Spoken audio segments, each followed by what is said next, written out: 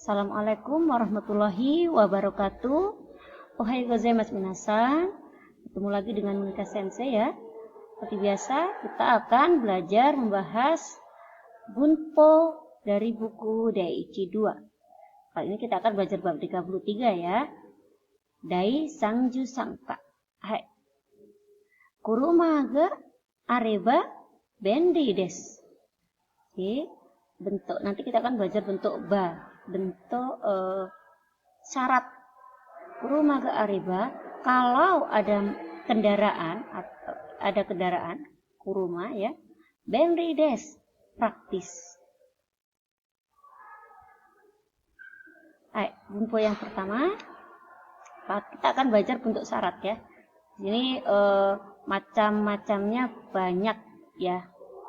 Ada kata kerja eba, kata kerja, perubahan kata sifat, juga ada kata benda dalam bentuk syarat. Kita kupas satu persatu minasan. Yang pertama kita akan mempelajari perubahan kata kerja golongan 1 ke kata kerja bentuk syarat, yaitu kata kerja golongan 1 bentuk kamus yang berakhiran dengan suku kata u, kolom u, seperti kau, kaku, isogu, hanasu, sampai seterusnya ini. Suku kata yang terakhir ini dirubah ke suku kata e, kolom e ya. Jadi kae, kake, isoge, hanase, kemudian ditambah ba. Jadi kaeba, kakeba, isokeba, isogeba ya, hanaseba, dan seterusnya. Jadi kalau kau artinya membeli, nanti kaeba kalau membeli, nah seperti itu. Jadi membelinya ini nanti menjadi syarat untuk sesuatu, terjadinya sesuatu. Perubahan kata kerja golongan 2 ke dalam bentuk syarat itu ru yang ada di akhir kata kerja golongan 2 bentuk kamus itu dihilangkan, kemudian ditambah reba ya. Jadi misalnya kata taberu, ini kata kerja golongan 2 ya. Ru-nya ini dihilangkan, kemudian ditambah reba menjadi tabereba. Neru menjadi nereba. Nah, kalau taberu makan, maka tabereba kalau makan, gitu ya. Jadi makannya ini nanti menjadi syarat terjadinya sesuatu. Selanjutnya kita belajar kata kerja golongan 3 berubah ke kata kerja bentuk syarat. Hanya ada 2 kata yang menyesang, kuru dan suru. Kuru artinya kuru datang, suru melakukan. Ini jika menjadi bentuk syarat menjadi kureba. Suru menjadi sureba. Kita lihat di dalam penggunaan dalam kalimat ya. Contoh kalimatnya. Hong o kaiba bunpo ga wakarimashita, gitu ya. Hong o kaiba bunpo ga wakarimashita. Jadi kalau membeli buku, gitu ya, bunpo ga wakarimashita. Akhirnya menjadi mengerti pola kalimatnya. Jadi mungkin kita belajar suatu bahasa, maka akan bisa mengerti pola kalimat bahasa tersebut kalau kita membeli buku. Jadi syaratnya membeli buku. Ini contoh saja minasan ya. Selanjutnya untuk ini kaiba ini berasal dari kata kau ya. Kata kerja golongan 1. Bagaimana kalau kata kerja golongan 2? Taksang. Taksang tabereba futorimas. Taksang tabereba futorimas. Jadi kalau makan banyak atau taksang banyak ya. Kalau makan banyak futorimas menjadi gemuk gitu ya. Mengakibatkan gemuk gitu ya. Syaratnya adalah makan banyak maka berakibat gemuk. Selanjutnya kita belajar perubahan kata syarat dari kata sifat ya. Kata sifat ada 2 minasan ya, jangan lupa ya. Ada kata sifat i dan kata sifat na.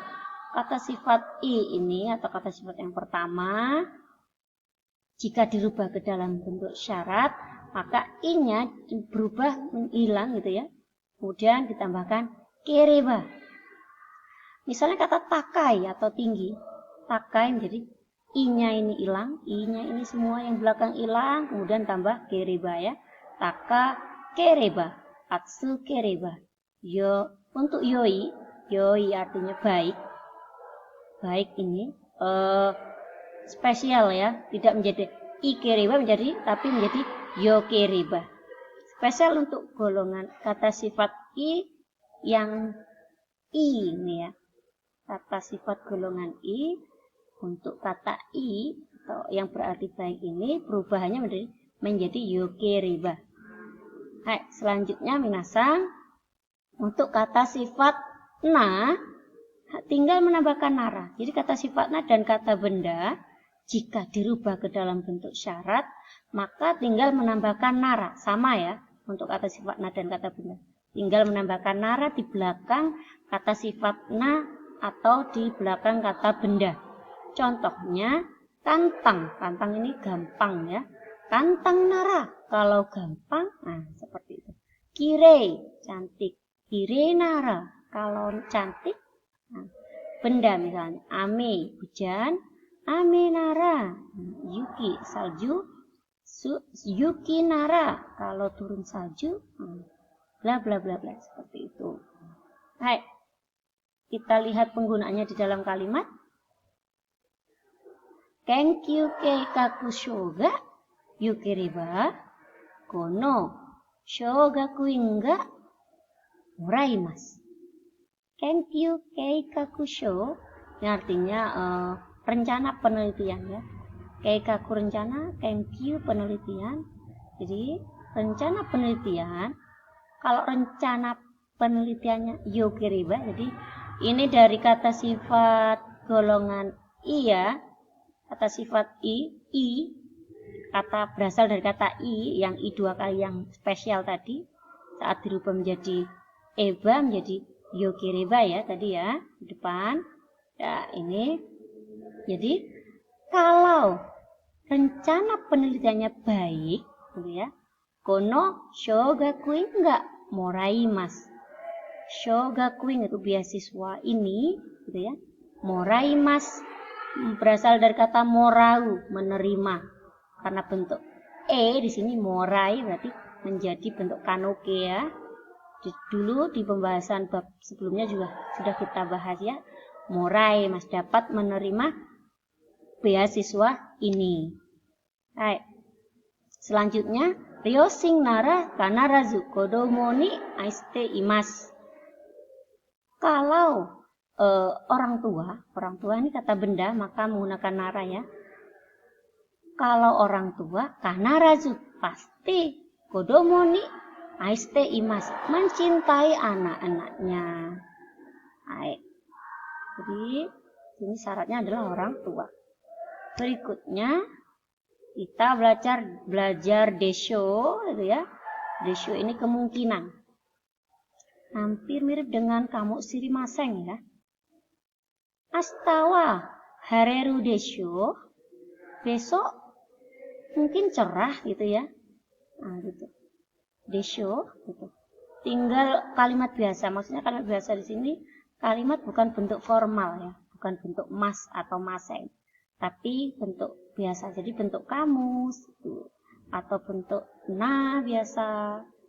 Jadi bukan kalimat bentuk formal. Contohnya lagi astawa yuki desho. Mungkin besok turun salju gitu ya. Hai, selanjutnya kata kerja, kata sifat, kata benda biasa, ini juga bukan kata formal yang digunakan ya. Jadi kata bentuk kamus, kata kerjanya kata kerja bentuk kamus, kemudian kata sifatnya biasa, kata bendanya biasa ini janai desu ka. Janai. Janai ini berasal dari dewa Arimaseng, bentuk tidak formal dari dewa Arimaseng. Iku rumah ga eraberun janai desu ka. Di sini meskipun ada ka, Ini bukan merupakan kata tanya ya. Kata tanya, maksud saya bukan pertanyaan yang membutuhkan jawaban, gitu ya. Ikuruma ga eraberu janaing desu ka, gitu ya.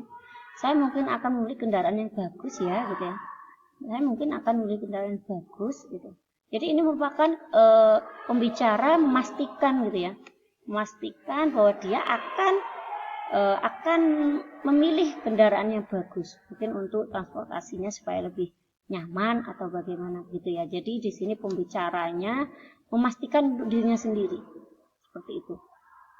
Selanjutnya ada kalimat satu kedo, kalimat kedua. Nah, kedo di sini sama seperti ga. Di pembahasan sebelumnya ada dua kalimat yang dihubungkan dengan partikel ga yang berarti tapi. Sama di sini juga kedo ini berarti tapi. Jadi dua kalimat ini, kalimat ke-1 dan kedua ini mengalami perbandingan gitu ya. Perbandingan terbalik gitu ya. Konsato ga arung kedo. Konsato ga arung kedo issho ni ikanai gitu ya. Ini merupakan kalimat tidak formal ya minasang. Konsato ga arung da kedo issho ni ikanai gitu ya. Ada konser ini, ada konser, tapi tidak bisa pergi bersama gitu. Ikanai, iku pergi, ikanai tidak pergi. Issho ni bersama. Jadi tidak bisa pergi bersama gitu ya.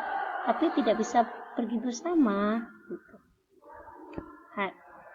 Jadi kedonya di sini adalah tapi gitu ya. Berlawanan antara kalimat pertama dengan kalimat kedua. Berikutnya minasang bunpo yang terakhir kalimat biasa ditambah kana gitu ya. Jadi bab ini kita banyak belajar, semua yang kita belajar di bab 33 ini tentang kalimat-kalimat tidak formal ya. Karena contohnya merupakan ungkapan untuk memastikan gitu ya. Ikeru kana gitu. Ikeru berasal dari kata iku pergi, ikeru kanuke ya, dapat pergi. Kalau ditambah kana akhirnya dapat pergi tidak. Nah, seperti itu. Bisa nanti kita ganti dengan kata kerja yang lain, misalnya taberu makan, bentuk kanukenya taberareru kana, bisa makan tidak. Nah, seperti itu ya. Minasang, sampai di sini penjelasan bunpo di bab 33. Kore de warimashita. Sayonara. Assalamualaikum warahmatullahi wabarakatuh.